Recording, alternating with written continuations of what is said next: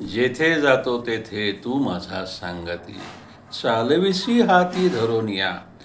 हा भाव संतांच्या मनामध्ये उत्पन्न झाला याचं कारण संपूर्ण शरणागती. मी म्हणून काही नाहीच, अहम म्हणून काही नाहीच, जे काही आहे ते तूच आहेस, हे नुसतं अभ्यासलं नाही, नुसतं मानलं नाही, तर ते जाणलं, ते अनुभवलं आणि त्यानंतर मग त्यांचा प्रवास ईश्वराचा हात धरून पुढं सुरू झाला.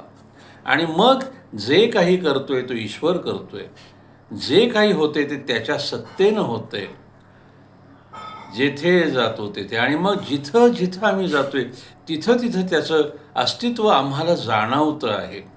हा भाव संतांच्या मनामध्ये निर्माण झाला म्हणून ते संत झाले. तुमच्या आमच्यातला आणि संतांच्यातला फरक आपण लक्षात घेऊया.